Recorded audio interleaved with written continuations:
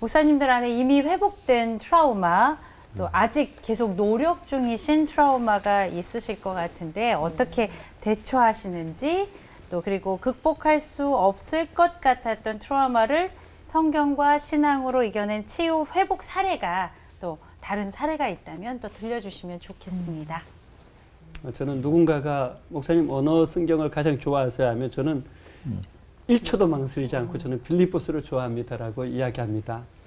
빌립보서가 바울 사도가 죽음을 앞두고 감옥에서 빌립보 성도들을 생각하면서 사실은 보낸 서신인데 주제가 예수 우리의 기쁨이거든요. 근데 저는 이 빌립보서를 굉장한 트라우마라든지 열등감, 비교의식 가운데 1000번은 넘게 대학교 때 읽었습니다. 특별히 저를 가장 많이 붙잡아 준 말씀은 빌립보서 4장 13절 말씀입니다. 내게 능력 주시는 자 안에서 내가 모든 것을 할 수 있느니라. 제가 이 말씀을 깊이 만나기 전에는 내가 모든 것을 할 수 있느니라 여기에 초점을 두었어요. 뭐 긍정적 사고방식, 적극적 사고방식. 그런데 어느 날 정말 크게 다가온 것이 내게 능력 주시는 자 안에서 이 말씀이더라고요. 그때부터 저는 내게 능력 주시는 자 안에서, 그리스도 예수 안에서 이것에 더 깊이 사로잡히면 사로잡힐수록 변화들이 일어나더라고요. 그러니까 그리스도 예수 안에서 머무는 그 깊이와 넓이와 높이와 길이만큼 제 삶에 실제적인 하나님의 은혜와 평강, 여러 좋은 것들이 정말 위로부터 저에게 이렇게 부어지는 경험들을 많이 하게 됐습니다. 그러면서 제 안에 있던 여러 트라우마도 빌립보서를 10도 갈 때 다르고요. 정말 100도 갈 때 다르고 500도 갈 때 다르고 1000도 갈 때 달라지더라고요. 그러면서 어느 순간에 갔을 때 사람과 상황과 조건이 아니라 예수 그리스도 그분이 내 삶의 최고의 우선순위, 중요순위에 딱 놓여지니까 나머지 것들은 따라오고 해결되는 거예요. 그래서 저는 여러분에게 예수 우리의 기쁨이 확실해지는 순간까지 멈추지 말고 빌립보서를 반복적으로 한번 묵상해 보시라고 권하고 싶습니다. 물론 저에게 해당되어질 수도 있겠지만 많은 분에게 해당되어질 수도 있고요. 어떤 분에게는 그것이 시편이 될 수가 있고 또 다른 서신이 될 수도 있을 거라고 생각합니다. 중요한 것은 여러분이 지속 반복 집중해서 말씀을 묵상하다가 나를 위해서 주시는 말씀이라고 생각하면 여러분을 치유시키고 회복시키기까지 그 말씀에 깊이 빠지라고 권하고 싶습니다. 한 5살인가 6살인가 됐을 때에 지금은 제 고향 춘천이 의암 때문에 이렇게 막혀가지고 호수가 돼버렸죠. 근데 호수가 되기 이전에는 물살이 굉장히 셌어요. 소양강이. 그 얕은 데에는 칡렁쿨 같은 게 이제 이쪽에서 저쪽으로 이렇게 자라기 때문에 그 자라는 칡렁쿨을 붙잡고 수영을 못해도 얕은 데에서 이렇게 건너 다니기도 하고 그랬죠. 동네 형들이 가는 바람에 나도 그냥 따라간다고 가다가 소양강 한복판에서 그게 끊어져 버렸어요. 양쪽 다 끊어져 가지고 저는 그 물살에 뭐 허리쯤까지 찼으니까 그 물살에 휩쓸려 가지고 떠내려갔죠.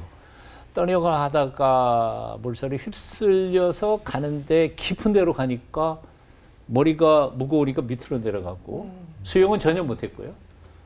발만 꼭대기 뜨고 왜 머리가 밑으로 내려갈까 그러다가 기절해 버렸어요.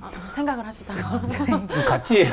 완전히 간 거예요. 그러니까 그러고 나니까 뭐 동네 형들이 쫓아가가지고 동네에서 그물 가지고 나오고 뭐 그래서 아마 저 멀리 뭐 몇 킬로인가 내려가지고 뭐 그물질 해가지고 저를 다시 건져내서 고기 잡는 그물로 건져내서 인공호흡해서 뭐 살려냈대요. 물에 대한 공포가 있었죠. 그건 뭐 죽었다 다시 살아났으니까요.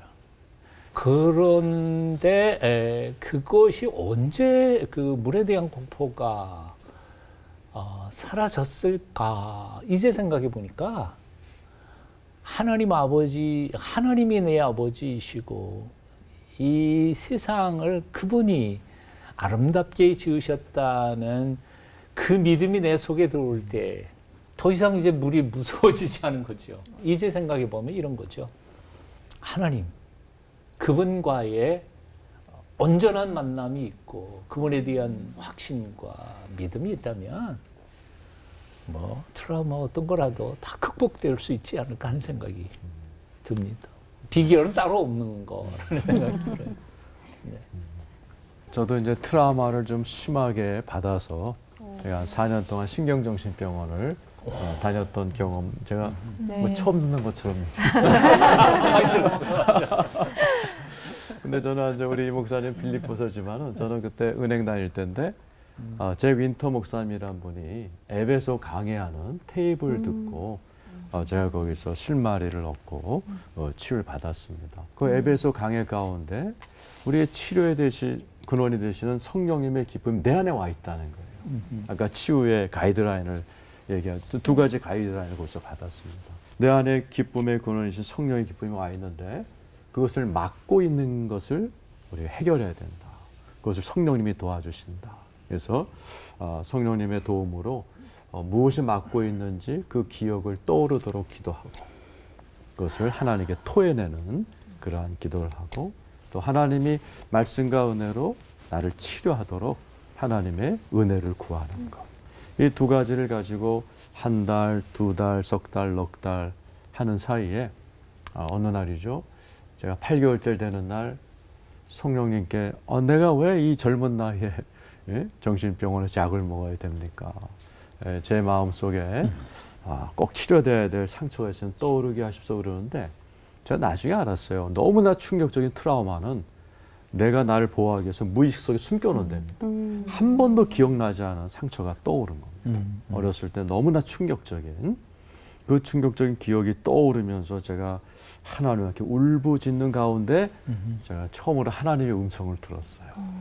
그 음성이 저에게 임하는 순간에 저를 괴롭혔던 우리 새어머니가 용서가 됨과 동시에 정말 이 머리가 뚜껑이 열리는 것처럼 하늘에서 시원한 성령의 물인지 기름인지 불어오고 그것이 내 배에서 터져나가기를 한 20분 정도 경험을 했습니다.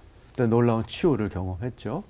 그날로 제가 이제 신경정신병원에서 해방이 됐고 자유케 돼서 제가 이런 트라우마를 극복할 수 있게 되었습니다. 그래서 참 이 말씀이라는 것이 참 위대하고 말씀 속에서 우리가 치료받지 못할 트라우마가 없다. 그렇게 말할 수 있을 것 같습니다. 네.